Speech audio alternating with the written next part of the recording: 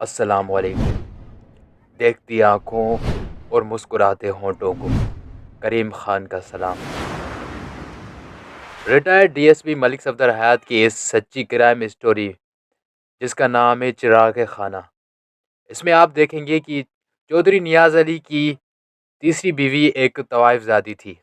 उसके आते ही दूसरी बीवी तलाक लेकर घर चली गई। उसके फ़ौरन बाद ही उसके 6 माह बाद चौधरी साहब खुद कत्ल हो गए। और दिलचस्प बात यह थी कि कत्ल की रात से तवाइफजादी गायब थी। कत्ल किसने किया है? मलिक सफदर हयात साहब इस बारे में तफ्तीश कर रहे हैं। हाँ, ये तो मुझे एहसास है कि तुम जमीला की तरह तावन नहीं करोगी। वो बनाकर बोली। आप उसे तावन करना कह रहे हैं? आप मुझ पर शोकन लाना चाहते हैं और मुझसे तावन की उम्मीद भी रखते हैं? आखिर आपको मुझसे ऐसी कौन सी शिकायत है जो मेरे सीने पर मोहक दलने के लिए आप एक हराफा को हवेली में ला रहे हैं? क्या मैं खूबसूरत नहीं हूँ? क्या मैंने आपके लिए फरजाना और आदिल को जन्म नहीं दिया? क्या कमी है मुझ में? तुम में सिर्फ अकल की कमी है नगमा। चौधरी नियाज अली ने लिसानियत से कहा। तुम हर बात का उल्टा मतलब निकाल रही हो। तुम्हें ये खदशात लायक हैं, ऐसा कुछ नहीं होगा। नाजरी बहुत अच्छी लड़की है, वो तुमसे और जमीला से हर किस्म की तावन के लिए तैयार है। तुम ख्वाह मख्वाह अपना खून न जलाओ, इंशाअल्लाह अल्लाह सब कुछ ठीक हो जाएगा। कुछ ठीक नहीं होगा उसका मतलब ये है कि तुम्हें मुझ पर एतमाद नहीं है। वो जल्दी से बोली। इसमें एतमाद की क्या बात है? मैं जब कह रहा हूँ सब ठीक हो जाएगा तो यकीनन सब ठीक हो जाएगा। चौधरी ने नरम लहजे में कहा। नाजरी एक मुसीबत ज़दा लड़की है, मैं उसे सहारा देकर एक नेक काम करने जा रहा हूँ। तुम मेरा रास्ता रोकने की कोशिश न करो। ऐसी बहुत सी मुसीबत ज़दा लड़कियाँ दुनिया में पड़ी हैं। वो रूठे हुए लहजे में बोली। क्या सब हवेली में डालेंगे? सबको न सही, एक नाज़री के साथ तो मैं हमदर्दी कर सकता हूँ। हमदर्दी? वो तंज़िया लहजे में बोली। आपकी हमदर्दी का जवाब नहीं है चौधरी साहब। मैंने तो सुना है आप उस कंजरी के इश्क में मुब्तला हैं। चौधरी ने अपने वजूद में उठने वाले गुस्से को तूफान को बमुश्किल तमाम कंट्रोल किया और मफाहमत अमजीज लहजे में बोला। नगमा, तुमने नाजी के लिए नाजीबाना अल्फाज इस्तेमाल करके मुझे बहुत तकलीफ़ पहुँचाई है। सच्चाई सुनकर अगर आपको दुख पहुंचा है तो मुझे कोई अफसोस नहीं है चौधरी साहब। नगमा ने भराई हुई आवाज़ में कहा। अफसोस तो मुझे सिर्फ इस बात का है कि आप मेरे एहसासात और जज्बात का बेदरीक कत्ल आम कर रहे हैं। आपने मेरी मोहब्बत और वफा को जूतियों तले रोन दिया है। आपने मुझे जिस जहनी व रूहानी सदमे से दो चार किया है वो बयान से बाहर है। अफसोस आप एक नाचने गाने वाली तवाइफ को मुझ पर तरजीह दे रहे हैं। कब महंगी का एहसास मेरी जान ले लेगा। चौधरी साहब, आपने मुझे, मेरी रूह को, मेरी जज्बात व एहसास को मजरूह कर दिया है। मैंने अपनी ऐसी नाकदरी के बारे में कभी सोचा भी नहीं था।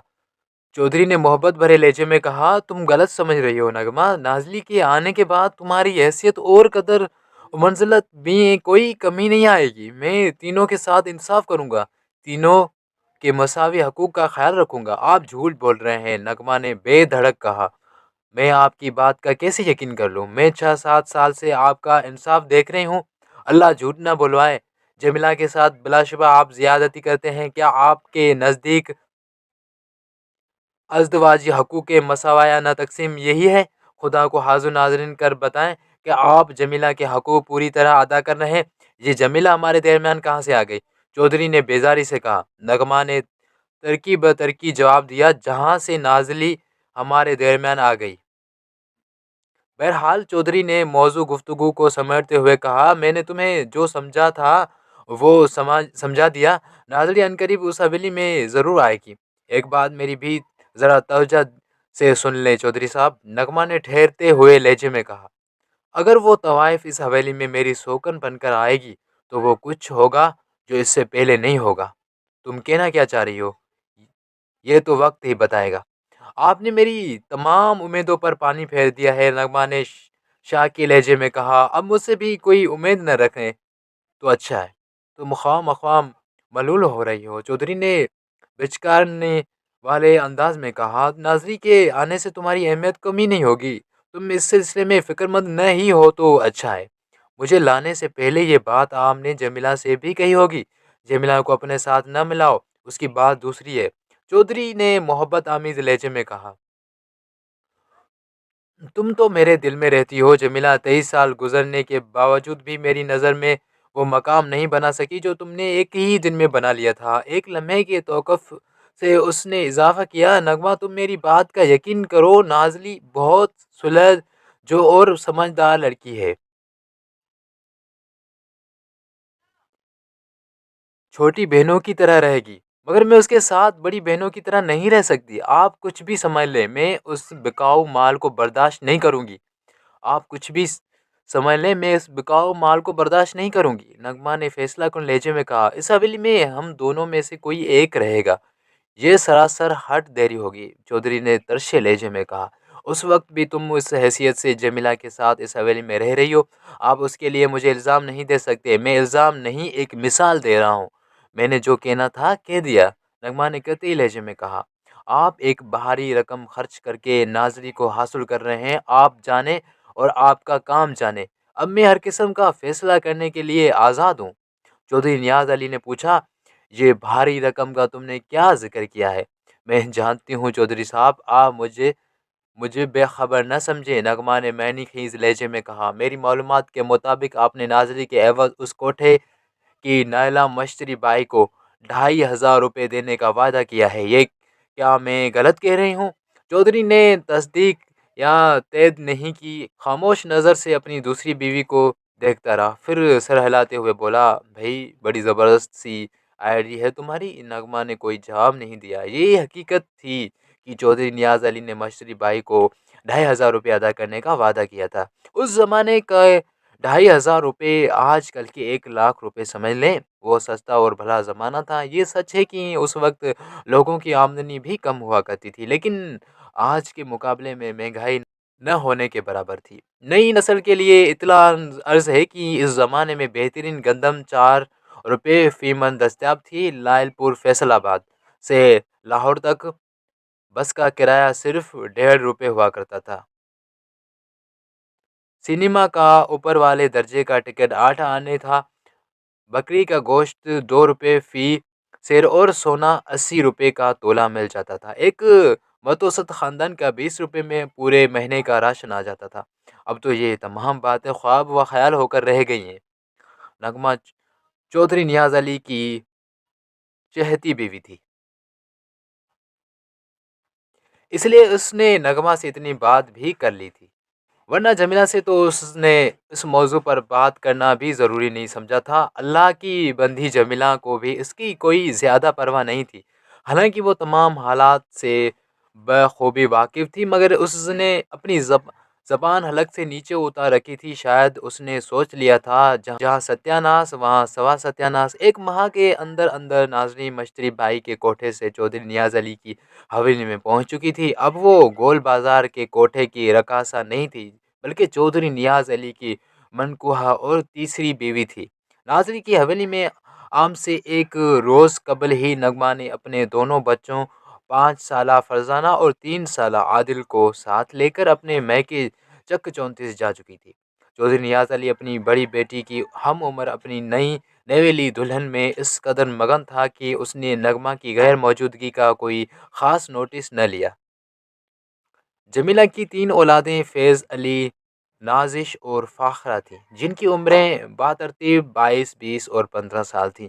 ناظری کی عمر 21 سال تھی، جو قریباً نازش کی ہم عمر ہی تھی۔ اس موقع پر نغمہ کی چھوٹی بہن سلمیٰ نے نہایت تحمل کا مظاہرہ کیا۔ چودھری نیاز علی یعنی اپنے جیٹھ کی طرف سے اس کا دل تو غم و غصے سے بھرا ہوا تھا، مگر اس نے کھل کر اپنے جذبات کا اظہار نہیں کیا۔ اس نے نغمہ کو جانے سے روکا اور نہ ہی خود کو انتہائی قدم اٹھانے کا فیصلہ کیا۔ اس کی وجہ شاید یہ تھی کہ وہ ایک سمجھدار اور بردبار عورت تھی، اور یہ کہ اس کی اپنے شوہر سے بڑی اچھی نبھ رہی تھی۔ وہ اپنی ازدواجی اور گھریلو زندگی کو داؤ پر نہیں لگانا چاہتی تھی۔ وہ اپنے جیٹھ بہنوئی کی فطرت سے بخوبی آگاہ تھی۔ اس کا خیال تھا کہ کچھ عرصے بعد چودھری نیاز علی کا ناظری کی طرف سے دل بھر جائے گا، اس دوران میں نغمہ کا غصہ بھی ٹھنڈا ہو پڑ جائے گا اور سب کچھ ٹھیک ٹھاک ہو جائے گا۔ لیکن کچھ بھی ٹھیک نہ ہو سکا۔ سلمیٰ کا سارے انداز سے غلط اور سارے خیالات باطل ہو گئے۔ نغمہ اپنی زندگی پر اڑی رہی اور چودھری نازلی میں کھو کر سب کچھ بھلا بیٹھا تھا۔ نغمہ کا مطالبہ تھا کہ جب تک چودھری نازلی کو حویلی سے نہیں نکالے گا وہ اس حویلی میں قدم نہیں رکھے گی۔ چودھری نے ایک انتہائی فیصلہ کر کے نغمہ کو اپنی زندگی سے خارج کر دیا۔ اس نے نغمہ کو طلاق دے دیا۔ اس وقت نازلی کو حویلی میں آئے ہوئے 3-4 ماہ گزر چکے تھے۔ چودھری نیاز علی کے اس فیصلے پر شدید قسم کا رد عمل ظاہر ہوا۔ مرحوم چودھری خدا بخش کی بیوی فضیلت بیگم اور چھوٹا بیٹا سجاول آپے سے باہر ہو رہے تھے۔ ان کی برعکس نغمہ کا بڑا بھائی خوشی محمد خاصی صبر و تحمل کا مظاہرہ کر رہا تھا۔ چودھرانی فضیلت بیگم سب سے کہتی پھر رہی تھی کہ اگر نغمہ اس حویلی میں نہیں رہی تو سلمیٰ بھی نہیں رہے گی۔ سجاول کو بڑے بھائی خوشی محمد نے بشکل روکا تھا، بنا تو بڑے خطرناک ارادے رکھتا تھا۔ وہ پہلی فرصت میں چودھری نیاز علی اور اس کی نوبیاہتا بیوی نازلی کے ٹکڑے ٹکڑے کر دینا چاہتا تھا۔ سجاول متفقہ طور پر ایک جھگڑالو، خرد دماغ اور پھٹے باز شخص تھا۔ وہ اپنی ماں کے اس خیال کا بھی حامی تھا کہ سلمیٰ کو اب ایک بھی لمحے کے لیے اس حویلی میں نہیں رہنا چاہیے جس حویلی کے دروازے اس کی بڑی بہن پر ہمیشہ ہمیشہ کے لیے بند ہو چکے ہیں۔ حویلی کے باہر چودھری نیاز علی کے خلاف و غم و غصے کی جو لہر پھیلی ہوئی تھی، چودھری کو اس کی قطعی کوئی پرواہ نہیں تھی۔ وہ نازلی کے حسن و شباب میں ڈوبا ہوا تھا۔ نازلی ناز و ادا کی پتلی تھی، وہ جہاں سے اٹھ کر آئی تھی وہاں ناز و ادا کی کمائی ہی کھائی جاتی تھی۔ چودھری تو پہلے ہی اس کے قدموں میں دل ہار بیٹھا تھا، اب اپنا بڑھاپا بھی اس پر نچھاور کر رہا تھا۔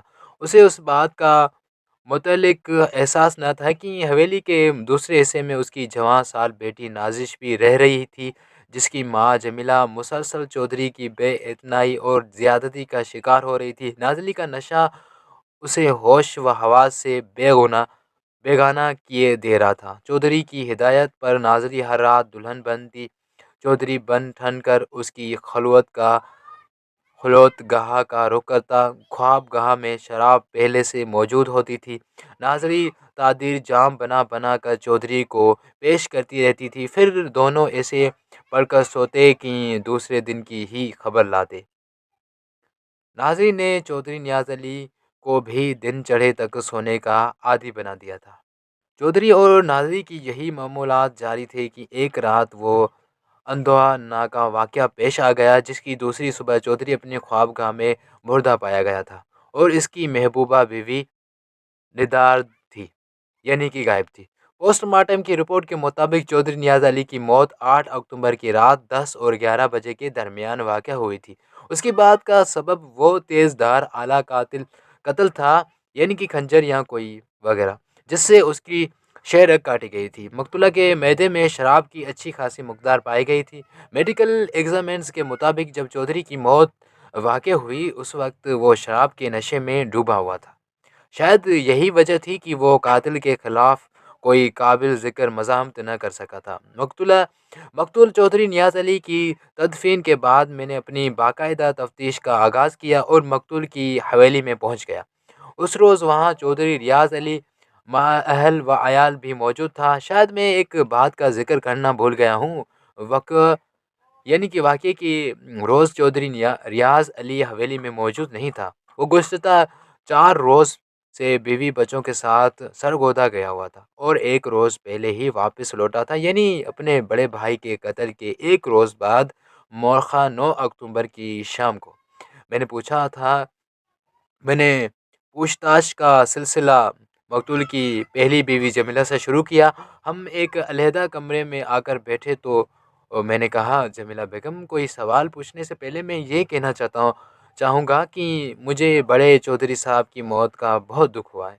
میں آپ کے غم میں برابر کا شریک ہوں، لیکن اپنے فرائض سے بھی مجبور ہوں، اس لیے تمہیں نہ چاہتے ہوئے بھی میرے سوالوں کا جواب دینا پڑیں گے۔ اس نے جگر پاش نظر سے مجھے دیکھا اور خاموش رہی۔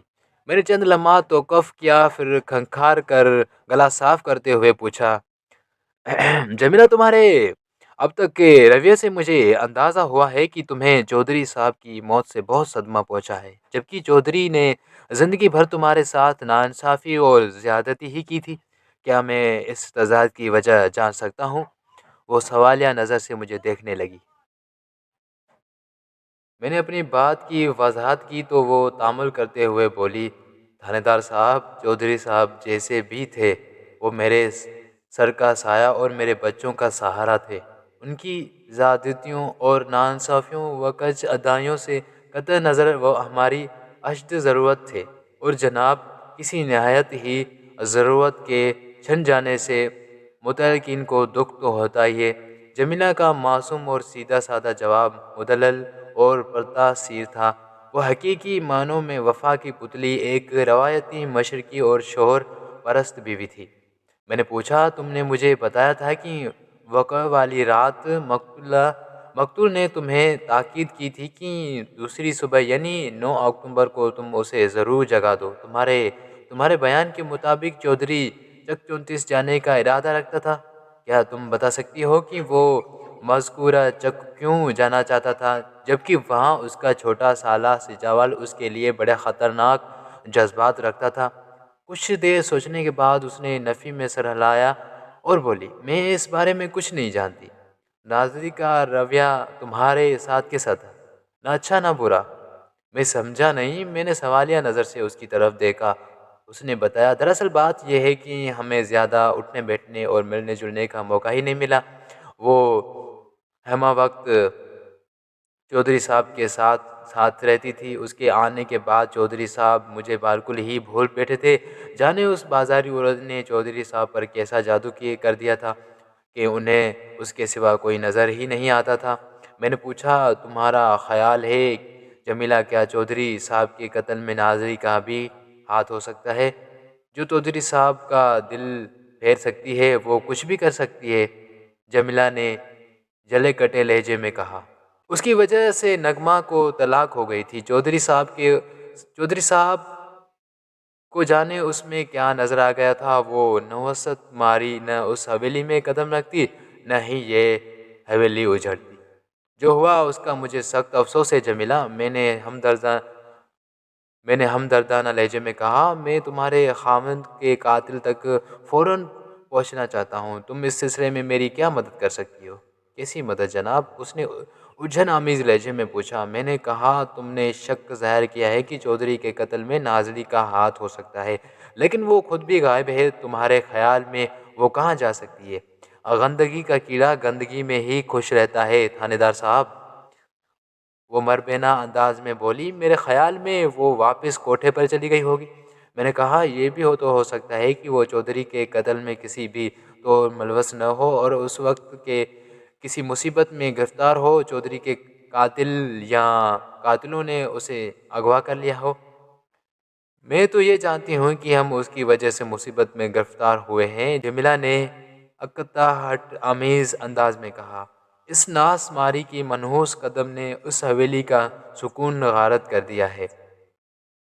میں نے سوالات کا زاویہ تبدیل کرتے ہوئے پوچھا، چودھری صاحب کی کسی سے دشمنی وغیرہ بھی تھی؟ جہاں 100 دوست ہوتے ہیں وہاں ایک آدھ دشمن بھی ہوتا ہے جناب، جمیلہ نے جواب دیا، لیکن میرے علم میں ان کا ایسا کوئی دشمن نہیں ہے جو ان کی جان لے لیتا۔ سجاول کے بارے میں کیا کہنا ہے؟ میں کیا کہہ سکتی ہوں؟ میں نے کہا، نغمہ کے طلاق کے بعد چودھری کے بارے میں اپنے جن عزائم کا برملا اظہار کرتا رہا ہے، ان کے پیش نظر چودھری کے قتل میں اس کا بھی ہاتھ ہو سکتا ہے۔ اسے کچھ بعید تو نہیں ہے، وہ برا سا منہ بناتے ہوئے بولی، لیکن میرا اندازہ ہے کہ وہ اتنا بڑا قدم نہیں اٹھا سکتا۔ چودھری صاحب کو کسی گہری سازش کے تحت قتل کیا گیا ہے۔ پوری منصوبہ بندی کے ساتھ ایسے دن کا انتخاب کیا گیا ہے کہ حویلی میں بہت کم لوگ موجود تھے۔ ریاض اپنی بیوی بچوں کے ساتھ ضلع سرگودا گیا تھا۔ اکرم ڈیرے پر تھا۔ حویلی میں چودھری صاحب اور ناظری تھی، یا پھر دوسرے حصے میں اپنے بچوں کے ساتھ موجود تھی۔ وقوع کی روز موقع کی کارروائی کے دوران میں حویلی کے ملازمین سے بھی پوچھ گچھ کر چکا تھا، لیکن کوئی کام کی بات معلوم نہ ہو سکی تھی۔ اس رات کسی بھی شخص کو حویلی میں آتے یا جاتے ہوئے نہیں دیکھا گیا تھا۔ ملازمین نے حسب معمول سونے سے پہلے تمام دروازے بزدہ احتیاط بند کیے تھے۔ البتہ صبح حویلی کا داخلی دروازہ کھلا ہوا ملا تھا۔ میرے استفسار پر ایک ملازم نے بتایا تھا کہ رات کو اس نے داخلی گیٹ کو اندر سے کنڈی لگا دی تھی۔ تالا لگانے کی اس نے ضرورت محسوس نہیں کی تھی۔ اب جو کوئی بھی حویلی میں داخل ہوا تھا وہ یا تو داخلی گیٹ کو پھلانگ کر اندر کودا تھا یا پھر حویلی کے عقبی حصے سے اندر آیا تھا۔ حویلی کے اس حصے میں ایک چھوٹا سا باغ تھا اور دیوار 5 فٹ سے زیادہ اونچی نہیں تھی جہاں سے آسانی اندر کودا جا سکتا تھا۔ ہاں یہ بات یقینی تھی کہ واپسی کے لیے قاتل نے حویلی کے بیرونی گیٹ ہی استعمال کیا تھا۔